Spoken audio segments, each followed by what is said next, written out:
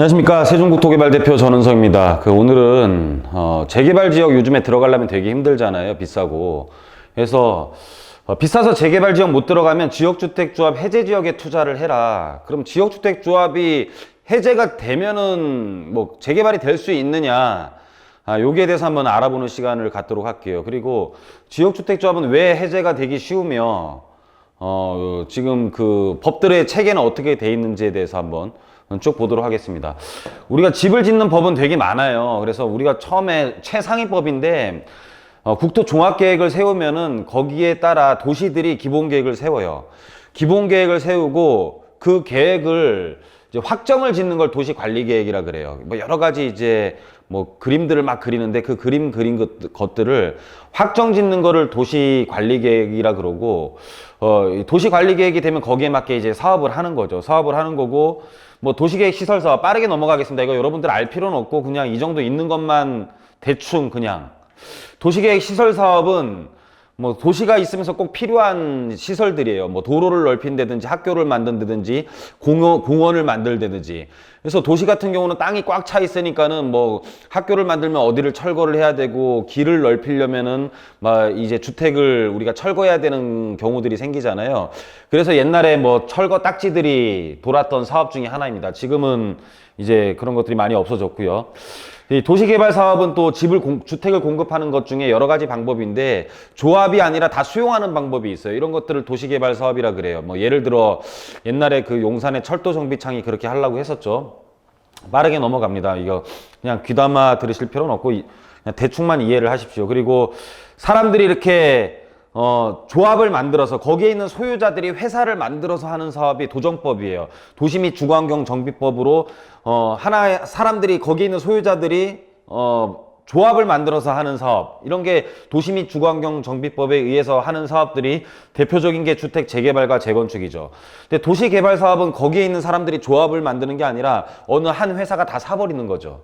다 사버리는 거고 그리고 건축법으로 하는 사업들, 이거는 법에 따른 주택 공급에 대한 여러 가지 내용이 있는 게 아니라 소유자가 그냥 건축법에 맞게 집을 지어갖고 다 분양할 수 있는 구조들, 건축법으로도 사업이 가능하고 이제 거기에 있는 소유자들이 하는 사업과 다르게 우리가 알고 있는 게 철거를 하지 않고 짓는 게 리모델링 사업이 있고, 그리고 거기에 있는 실질적인 소유자들이 하는 게 아니라 지역주택조합이라고 해가지고 하나의 시행 주체가 있으면 우리가 분양을 미리 받는 개념, 그래서 조합원으로 조합원으로 가입을 한다고 해가지고 거기에 소유권을 갖는 개념은 아니죠. 그래서 주택법에 의한 사업 중에 지역주택조합과 리모델링 사업이라는 게 있습니다. 이 중에 오늘 지역주택조합이 해제가 이제 원활하게 될 수 있는 법이 발의가 됐기 때문에 거기에 대해서 우리가 어떻게 투자를 하면 될지를 연구하는 시간을 갖는 겁니다.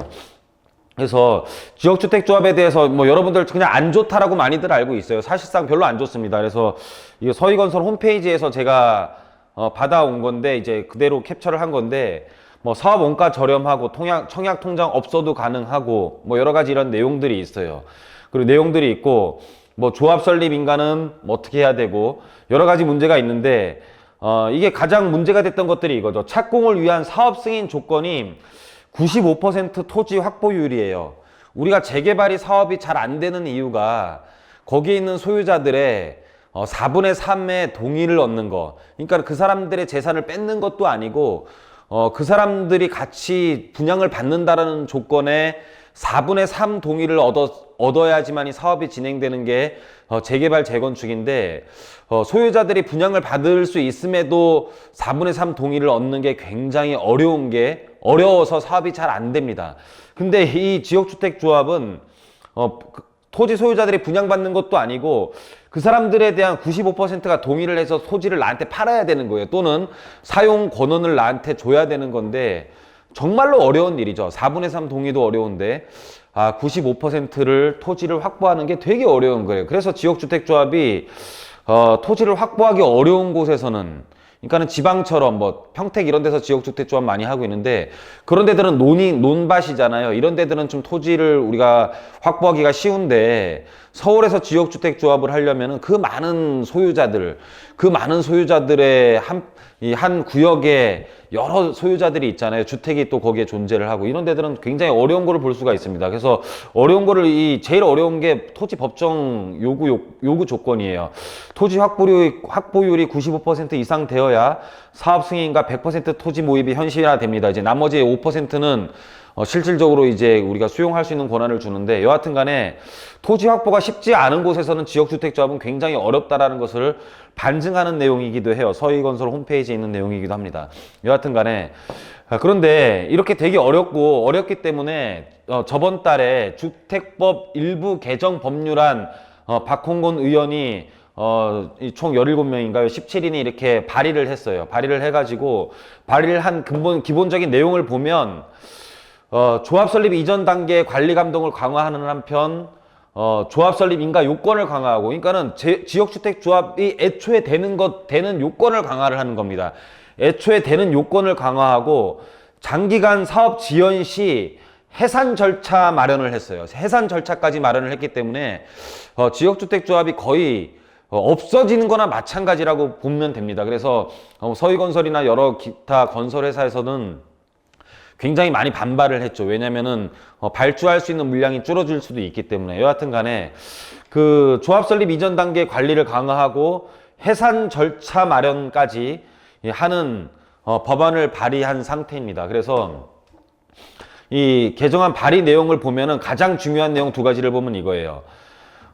현행에서는 토지 권원을 80% 이상 확보를 하면은 조합 설립 인가 요건을 했는데, 이 권원 확보지 소유권이 아니거든요. 그래서 돈이 없는 시행사들이 많이 들어와 가지고 모델하우스만 만들어서 조합원들을 막 모집을 해 가지고 그 돈으로 사업을 많이 했어요. 그러니까는 완전히 뭐 그냥 모델하우스 만들면은 막 될 것 같이 사람들이 느끼잖아요. 그래서 모델하우스만 어떻게 빌려 가지고 만들어 놓으면은 여러 사람들이 조합원으로, 지역주택조합으로 가입을 해가지고, 이 사업 시행 주체가 돈이 없어도, 마치 사업을 하는 것처럼 보이는, 그런 형태들이 굉장히 많았죠. 어떻게 보면은, 뭐, 벌거벗은 임금님과 되게 비슷한 내용이기도 해요. 뭐, 어린이가, 뭐, 이제, 임금님 벌거벗었다. 그 전에 어른들이 이렇게 믿었잖아요. 잘 되고 있냐? 그럼 잘 되고 있다. 그리고 아주 좋은 옷처럼 입고 나가서 막, 사실 어린 눈에는 뭐, 이런, 하여튼 그런 내용인데, 여하튼 간에, 돈이 없는 사람이 하기가 힘든 사업으로 변해버렸습니다. 왜냐면은 조합 설립인가 내려면은 그 시행사 자체에서 토지 매입을 30% 이상 매입을 해야 돼요. 계약 체결하는 게 아니고 매입입니다. 토지가 확보되지 않은 상태에서는 PF도 안 일어나죠. 그럼 순수하게 거의 자기 자본으로 지역 면적에 있어서 토지의 30% 이상을 매입을 해야지만이 지역주택조합까지도 모집을 할 수가 있는 건데, 뭐 되게 어려운 일인 것 같아요. 그리고 이 사람들이 지금 모델하우스를 만들어 놓으면 마치 내일 우리가 기존의 모델하우스라는 것은 바로 짓기 전에 모델하우스를 만드는 것들만 많이 봤기 때문에, 지역주택조합 모델하우스를 만들면 많은 사람들이 속아서 가입을 많이 했어요. 마치 뭐 다음 달이면 지을 수 있는 것처럼. 그래서 그런 규정이, 견본주택을 설치하는 규정이 없었기 때문에 그런 거의 사기는 아니지만 사기에 가까운 일들이 벌어졌습니다. 그래서 견본주택을 설치하는 것도 사업계획 승인 이후에 설치가 가능하게 법이 개정안이 지금 발의가 돼 있는 상태예요. 잘 이해 가십니까? 이 부분은 좀 이해를 하셔야 됩니다.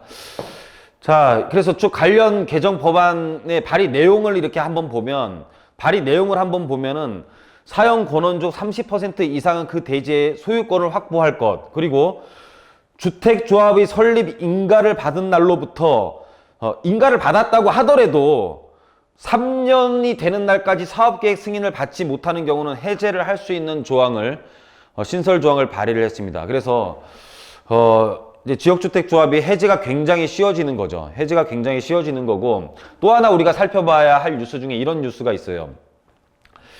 재개발 정비구역에서 지역주택조합을 추진하면 처벌을 받는 뉴스 기사가 있어요. 왜 재개발 구역 내에서, 정비구역으로는 지정되는데 조합 설립 인가는 안 돼 있죠. 왜 이런 데서 지역주택조합을 추진을 했을까요? 뭐 생각 안 해보신 분들 많을 거예요. 그쵸? 재개발 정비구역에서 왜 추진을 했을까? 왜 추진을 했을까? 우리가 모르는 사람들이 굉장히 많습니다. 전문가들 잘 모르는 분들이 많은데, 이 지역주택조합을 추진을 하기 위해서는요, 우리가 그 공동주택을 짓는 서울 같은 경우는 5,000제곱미터, 그리고 10,000제곱미터, 뭐, 우리가 도시가 안 돼서는 뭐 10만 제곱미터, 3만 제곱미터 이런 내용들이 있는데, 일정 면적에 대해서 공동주택을 짓기 위해서 일정 면적이 초과할 경우에는 지구 단위 계획을 수립을 하게 되어 있어요. 지구 단위 계획 수립을 하게 되어 있는데, 공동주택을 짓는 공동개발 지구 단위 계획 수립을 하기 위해서는 요건은 노후도가 충족이 돼야 돼요. 노후도가 충족이 돼야 되는데, 재개발 구역으로 지정돼 있다는 뜻이 노후도가 충족이 되어 있다는 뜻이잖아요. 그래서 노후도가 충족돼 있는 곳에서 지구 단위 계획을 수립이 굉장히 할 수 있는 거죠. 그런 곳에서 노후도가 되어 있어야지만이 지구 단위 계획을 수립을 하고 우리가 그 공동주택을 지을 수가 있는 거죠. 그래서 지역주택조합도 결론은 조합원을 모집을 하는 곳은 노후도가 충족이 돼야 된다는 뜻이에요. 노후도가 충족이 돼야 된다는 뜻이고, 또다시 우리가 보아야 될 게, 그러면 지역주택조합이 해제되는 곳은 결론은 또 노후도가 충족돼 있다라고 우리가 보시면 될 것 같습니다. 그러면 지역주택조합에서 해제가 된 곳은 노후도가 충족이 돼 있고, 그러면 그곳은 다시 해제가 됐을 경우에는 지역주택조합으로 가는 게 아니라, 사람들이 똑똑할수록 지역주택조합이 아니라 재개발로 가는 경우가 많거든요. 그러면 이런 사람들은 다시 그 지역은 재개발 구역으로 지정될 가능성이 굉장히 높다라는 뜻이에요. 그래서 우리가 마지막으로 결론을 내리면, 비싸서 재개발 지역에 이미 지정되어 있는 곳에 들어가지 못한다라면은 지역주택조합에 대한 해제 조항이라든지 지금 추진이 굉장히 어렵게 우리가 되어 있기 때문에 이런 해제될 수 있는 곳들, 지금 지역주택조합에서 조합 설립 인가 못 받은 곳들은요, 이 법이 통과되면은 그냥 아예 진행 못 된다고 여러분들이 생각하셔도 됩니다. 그럼 이런 곳들은 이미 노후도가 되어 있는 곳이기 때문에 다시 재개발 구역으로 갈 수 있는 곳이 많죠. 그래서 우리가 정비구역에서 해제된 곳에 지금 지역주택조합 추진을 많이 하고 있는데, 지금 추진하면서 조합 설립인가 못 된 곳들이 굉장히 많아요. 이런 곳들은 그냥 이 법이 통과되면 그냥 지역주택조합으로는 못 간다라고 생각하셔도 될 것 같고요. 지역주택조합 설립인가가 된 곳이라고 하더라도 3년 이내에 사업시행인가를 받지 못하면은 지역주택조합은 해제가 된다. 그렇지만은 지역주택조합 설립인가를 받은 곳은 이미 노후도가 충족돼 있는 곳이기 때문에 만약 해제가 되면 그런 곳들은 재개발로 갈 가능성이 굉장히 높아요. 근데 지역주택조합이 성행하던 곳은 이미 가격이 굉장히 눌러있는 곳이 많아요. 재개발처럼 피가 지금 서울 같은 경우 최하 3억부터 시작을 하는데 피가 많이 붙어있는 것이 아니라 아직까지도 가격이 저렴한 곳이 많기 때문에 여러분들 비싸서 재개발 지역을 못 들어가면 지역주택조합 해제될 수 있는 곳 또는 해제 지역 절차를 밟을 수 있는 곳에 여러분들이 투자를 하면은 향후에 재개발로 추진됐을 경우에는 재개발 프리미엄을 여러분들이 그 이후에 받을 수 있다라는 것입니다. 그래서 이런 부분들, 이제 모든 게 돈은 이 법에 좀 많이 숨어 있거든요. 그래서 부동산은 우리가 크게 보면은 이 경제활동보다는 법률활동으로 돈을 버는 경우가 굉장히 많이 있기 때문에 오늘 이 법안 발의된 내용으로 여러분들이 돈을 벌 수 있는 방법에 대해서 한번 설명드렸습니다. 조금 법 내용이기 때문에 어려울 수도 있지만은 여러분들 많이 참고하시고, 여러분들 이 내용이 도움되셨으면, 그리고 저희와 계속 함께 하고 싶으시면 좋아요, 구독 부탁드리도록 하겠습니다. 자, 오늘 강의는 여기서 마치도록 하겠습니다.